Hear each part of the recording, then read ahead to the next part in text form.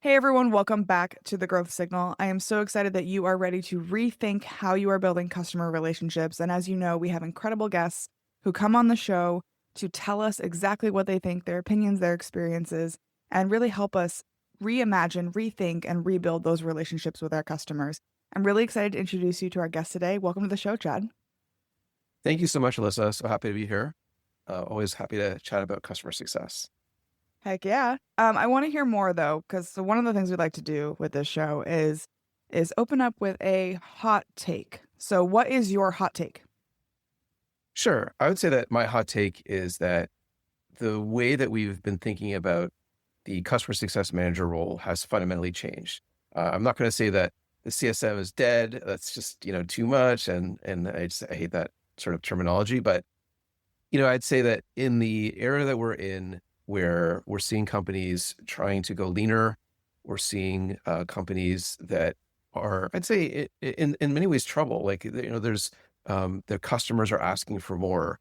There's more on them to prove value to their customers, and this is where I think that the CSM role has fundamentally changed. It needs to switch from being this, I'd say, more on the helper side. So think of the CSM as the firefighter or the concierge, and more taking on that strategic aspect where they focus on the company's business. They focus not just on the product, and they don't just focus on adoption, they focus on outcomes.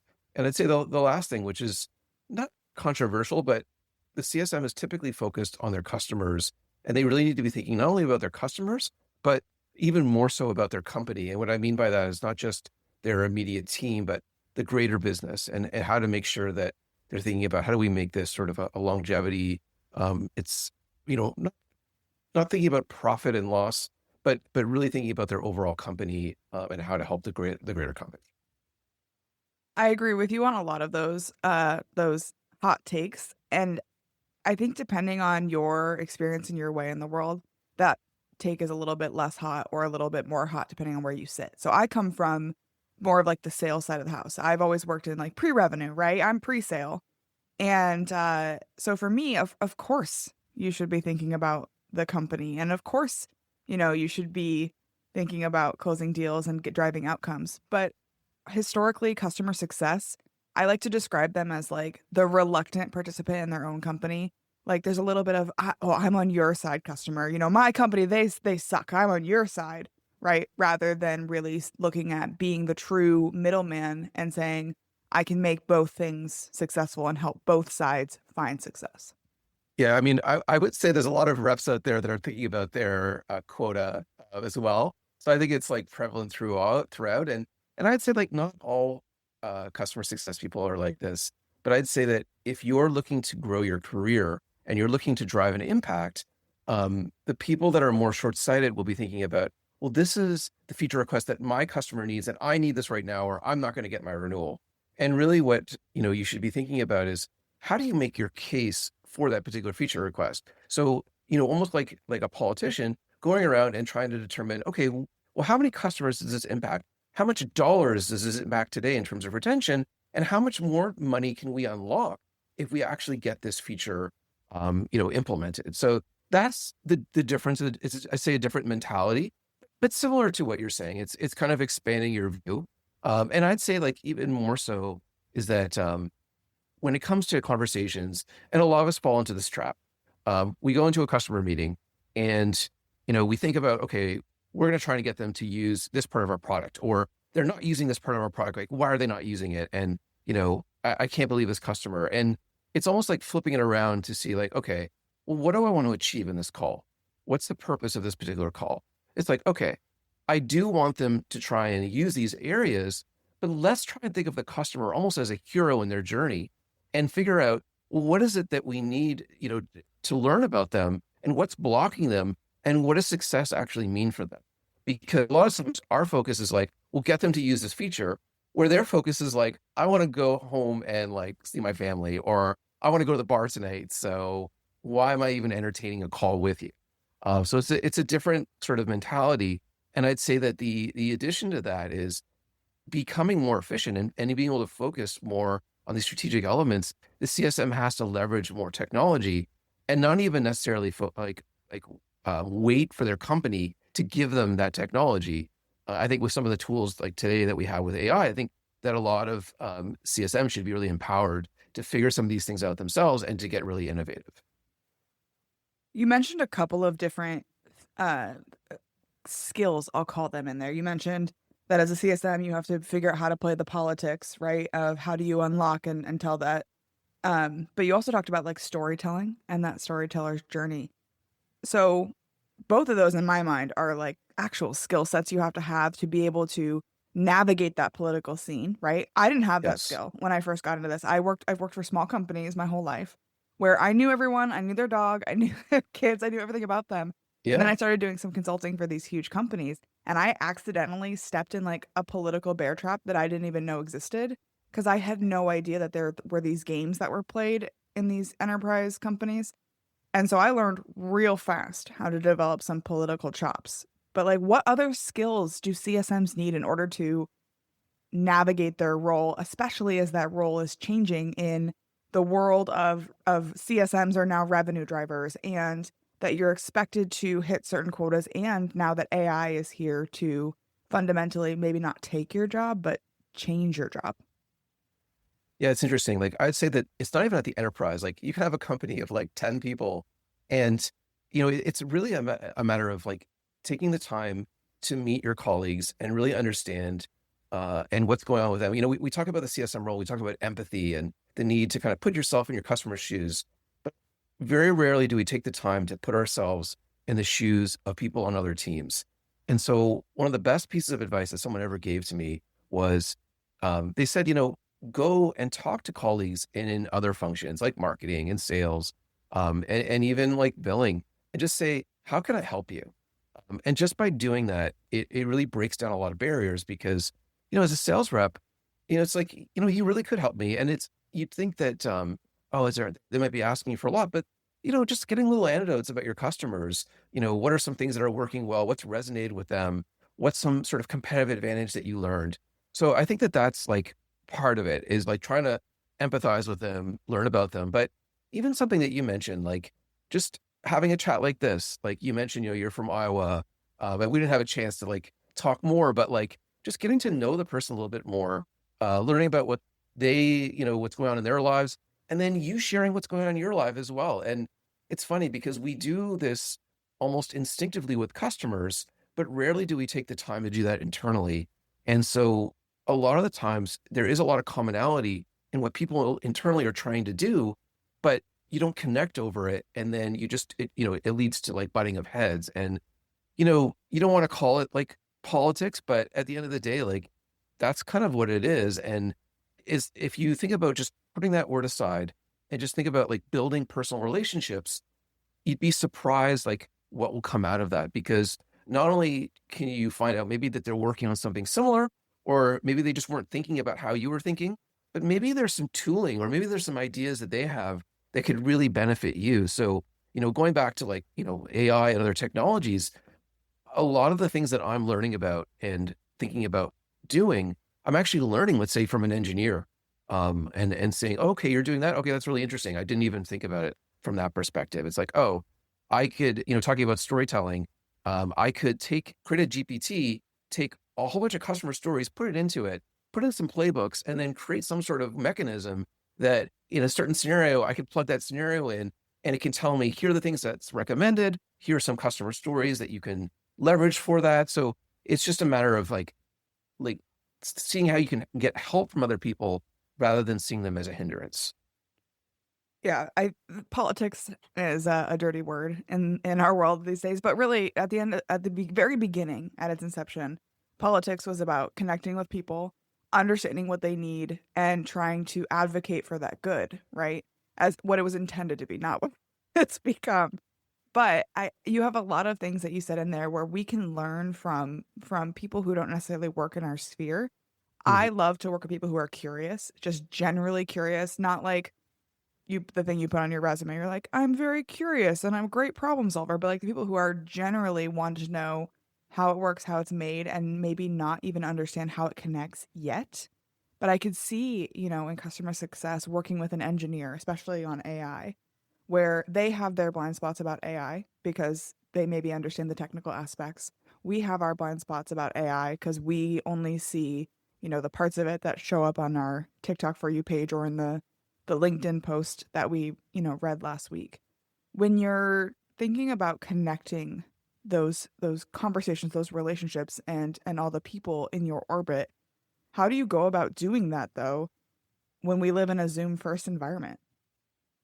Yeah, it's a really good comment. I would say that one of my former managers, he had this expression. It was called like pick up the phone, and then like it's not necessarily like picking up a physical phone, but some of the things that you can see that are obvious when you really need to like get out of like Slack or Jira or Linears. Like when you start to see this back and forth, back and forth, back and forth, and like you can see like the sarcasm, like and the passive aggressiveness, and even the frustration. It's like just click that like whatever meetup or Zoom or whatever it is, and just get on a quick call and talk.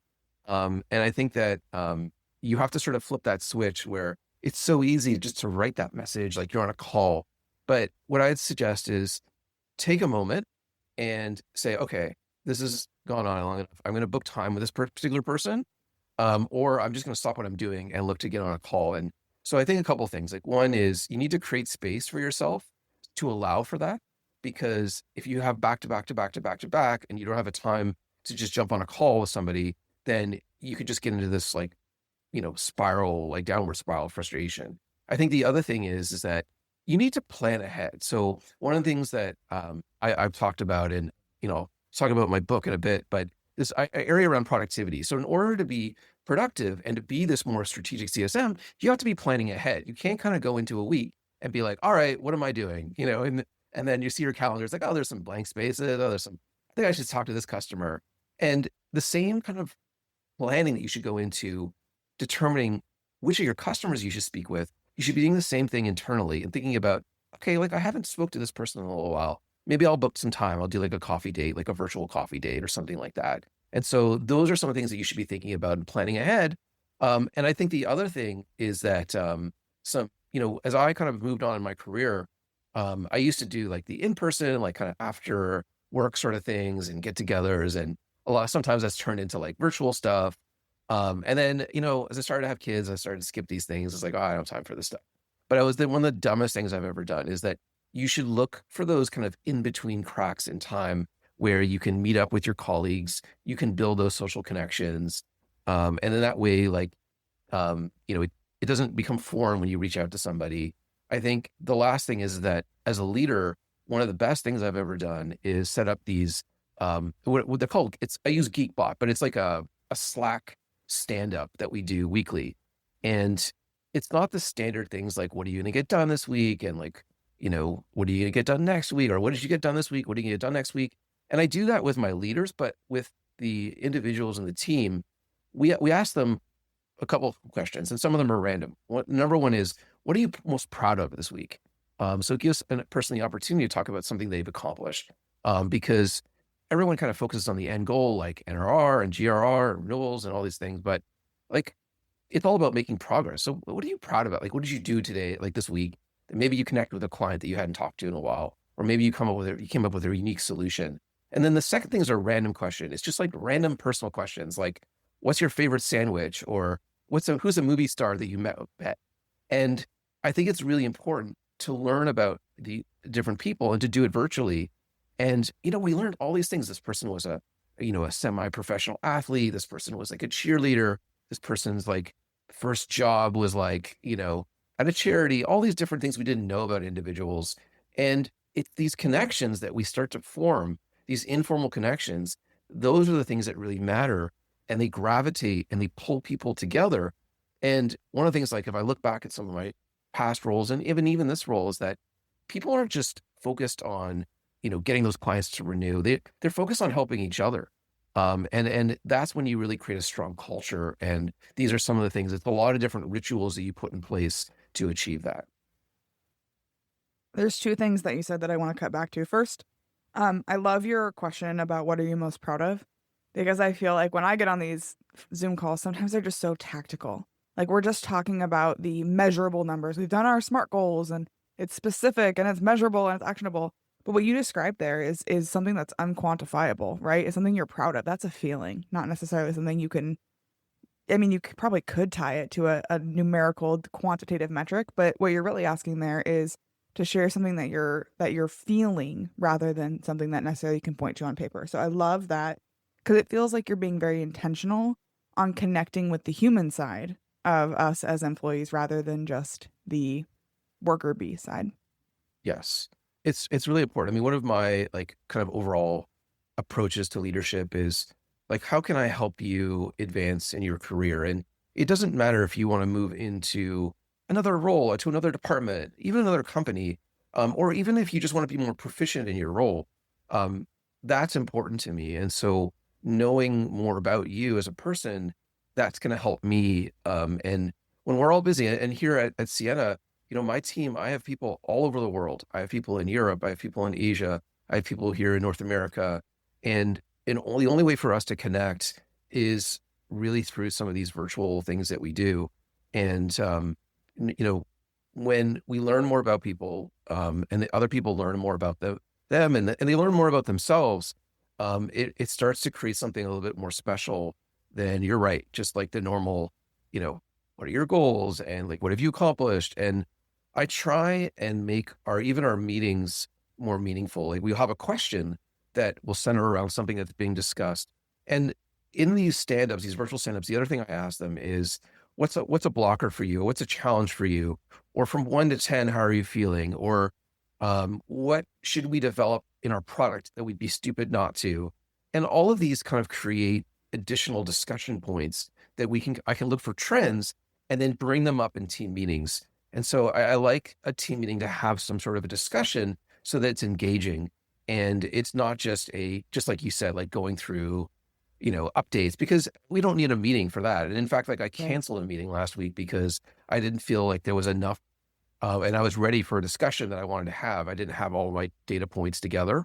Um, and again, this kind of goes back, if we kind of tie it back to the CSM and how the CSM's changing, the traditional CSM, they'd have a bunch of slides, they go into these calls with these QBRs, and they bore the tears out of their customers. Yep. And it's just these generic kind of approaches, and here's your data, and here's your adoption. And where I'm trying to teach our team is to change the whole game of this, call them strategic checkpoints. I'd rather go to a checkpoint that's looking what I'm doing today and then looking forward than a review that's looking backwards. And I like to treat them more like board meetings where you send the information in advance, and then it's more of a discussion, rather than this kind of, pouring through a bunch of slides and then racing to get your slides done, rather than what you should be doing is better understanding their business, tying how your product, relates to their goals, and then coming up with a plan, even a tentative plan of, here are the things that we need to do right now. And it could even just be like, okay, let's get on another call to discuss these key points that came out of this discussion.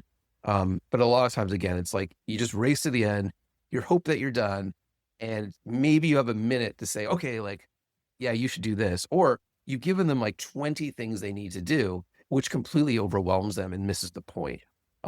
So yeah, it's similar in some ways where our internal meetings need to get better, our external meetings need to get better, and we need to be making better use of our time, and then obviously connecting better with both customers and with each other and our team. It goes back to, I mean, your original kind of hot take, right? That we have to stop firefighting and start thinking forward, thinking strategic, and being able to have those conversations and elevate ourselves in customer success roles to a more strategic function rather than a customer support reactive one. Yeah, and I think that this way of thinking, I think resonates. I've talked to a number of people about this, and whether you're taking on more revenue responsibilities or not, whatever you're doing, if you're taking on renewals, this acts the same way. Or sorry, and by renewals meaning like you're actually taking on the commercial responsibilities. You still need to better understand their business. You need to be thinking about how your product, from a return on investment perspective, matches up to what they're expecting. And even if you're maybe even just doing something like where you're identifying opportunities, business opportunities, and you're passing those on to the sales team, you still need to be thinking about their business and not just trying to push new features on a customer. But if you understand what their focus is, what their challenges are, then you can kind of match the right solution to them. And I'm not even, I've kind of like a waiter sometimes where I'll suggest, even a competitive solution in some cases, because I'll just say like, yeah, I don't think we're the right fit in this particular area. You should look over here. And, you'd be surprised like how much trust that can build for the Yeah. customer, between you and your customer, where they'll be like, you know what, I hear what you're saying, but actually, I think I want to go with like kind of what you're proposing in your product. I think that makes more sense. And then, just looking for ways that they can potentially save money in the long run, all those different things. Thinking about it more from a business perspective, thinking about it more from a lifetime value perspective. I'd say the one caveat is that the CSMs have been sort of forced into a bit of a revenue, short-term minded thinking. And that's another area that I'm trying to push us away from, where you need to be short-term thinking in a lot of ways if you're revenue facing and you have those numbers, but you Yeah. also need to be thinking kind of a lifetime value. And it's like, don't do dumb things that will kind of, shoot you in the long run, where you're trying to shoehorn a customer into renewal that may not be right. If you do that, the next time the renewal comes around, you may not see them anymore. They might be gone already. Yeah. And to your point, I feel like the change in the evolution for these CS teams, and maybe this is just my perspective on the outside, that the evolution has been happening really, really fast. And some people are Yes. caught off guard by it. Yes. This mindset of moving away from that helper and making the customer happy and going into a meeting, it's like, all right, what do you want to talk about? Or even just asking the customer, like, what are your goals? That's not bad, but a much better way to ask that question is, I love Bob London and his type of like these disruptive questions where he'll ask a question like, if there was a whiteboard behind you, what's the one thing you need to get off that whiteboard in the next 30 days?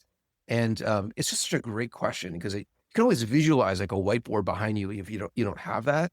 And asking those types of different questions can really spur and open up different conversations that you maybe didn't have with your customer.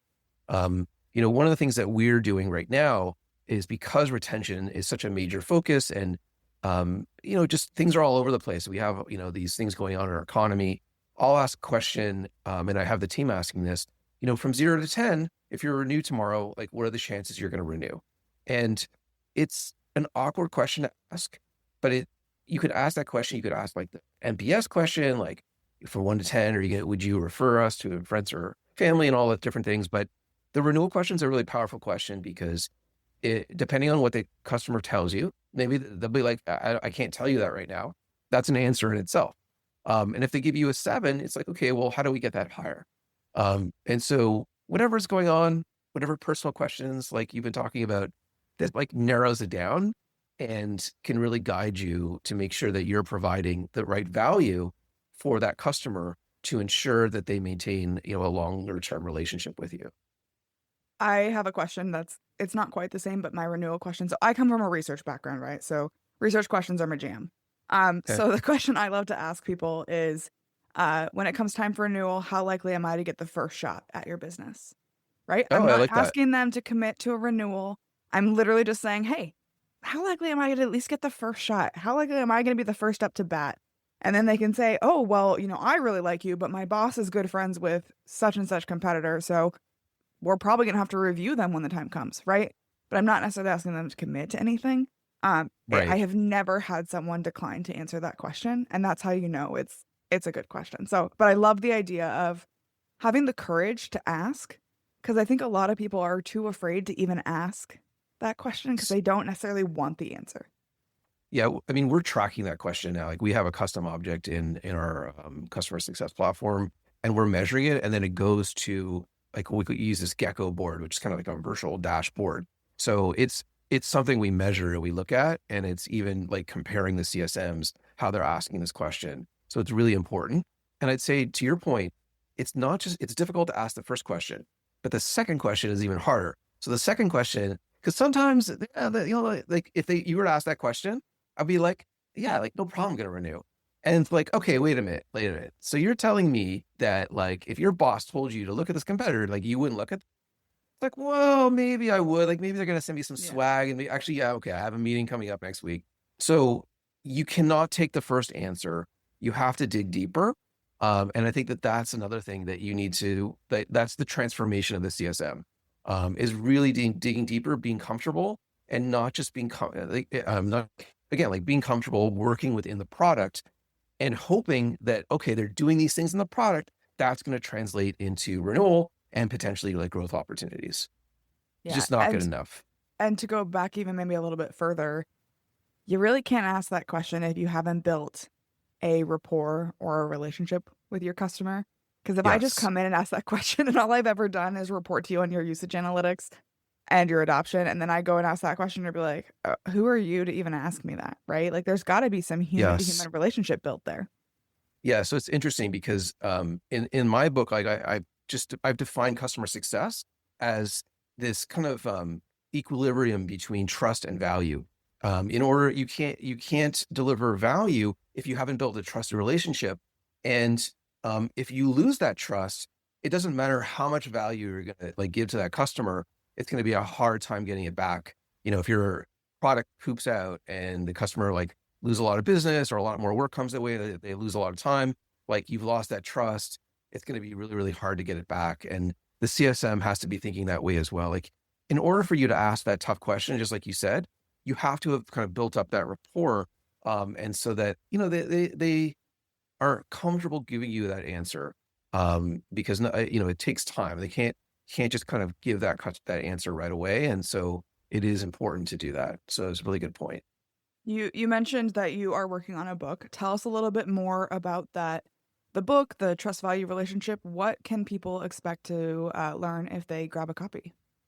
Yeah, so I've been working on this for a few years now, and it's a passion project. It's just something that I'm really passionate about customer success. I've been doing this for a long time, and I've had some success in it. And so the book is called The Strategic Customer Success Manager, and it's a blueprint for elevating your impact and escalating your career. And the idea of it is, as I mentioned, like the CSM roles changed. The book will go through how I define, the strategic customer success, but more so, it's very tactical. Like if you've ever followed me, if you've gone like on my Substack, or looked at my LinkedIn, try and provide very tactical things that you can do, and these things will help kind of move yourself up. But if you've ever been told that you're not strategic enough or you're not thinking strategic enough, this book, I'd say, will really, really help you because it will help you be more comfortable going into meetings with customers. It will help you craft better questions. And it'll help you make you, I'd say, a more active and better listener as well. I think a lot of times, we think that we're really good listeners, but in fact, we're not the best listeners. I think you're an excellent listener. So you've been asking very good questions, but a lot of these things don't come naturally to us. And it then provides just a lot of exercises. I think of this thing called deep practice, where you need to practice these things in order to internalize them. And I think ultimately, I think it's going to help people do better in their roles and just be better in their companies and helping them in their careers. Thinking of all of the incredible people you've had a chance to meet or to learn from, who is leading the charge? Who is changing the way we think about customer relationships? Yeah, I'd have to go with Christy Falteruso. I think Christy is someone that I've met here in New York. She's in this area here. She's at Client Success. And I think what I really enjoy about Christy is she definitely embodies a lot of the same values that I have. But I think that couple of things. Like one is you need to care about yourself and make sure that you've taken care of yourself and your needs. And that's going to make you better as a CSM, better as a person, to your friends, family. And I think that her ideas around how to be thinking about the customer and how to manage customers, I think she's just someone that you should be following and listening to. She's really has a good sense and she puts them out and like puts out her thoughts and very constructive, easy to follow mechanism. So definitely someone to be looking at on LinkedIn. I love it. I actually came across Christy for the first time on TikTok. Didn't know who she was. She popped up in my For You page. And then I realized, oh, I was already following her on LinkedIn, but I wasn't seeing her content. So then I added the little alarm bell because I was like, I loved what she was putting out on TikTok. So it was cool to see her on LinkedIn as well. So we'll have to, you're actually the second person on this show to mention Christy. So Christy's obviously got a following of people who come on this podcast, which is awesome. Chad, if someone's Awesome. really connecting with you, they want to learn more, they want to get a copy of the book, they just want to connect and learn from you, where can they find you online? Yeah, definitely follow me on LinkedIn. The book's just in the midst of getting prepared. I'm in editing right now, so follow me there. You'll hear more about it. You can also go to my Substack. It's Customer Success and Failures. There's a link on my bio on LinkedIn, so you can see it there. So follow me there, and yeah, if you want to connect, reach out to me directly. I'm happy to connect there as well. Awesome. Well, thank you so much for joining me on the Growth Signal. All right, thank you so much, Alyssa. It was great. If you enjoyed today's episode, let's connect on LinkedIn. I'd love to hear your thoughts. And if you found value here, share the podcast with your network. Don't forget to like, subscribe, and leave a review. It helps us inspire more leaders to join the movement.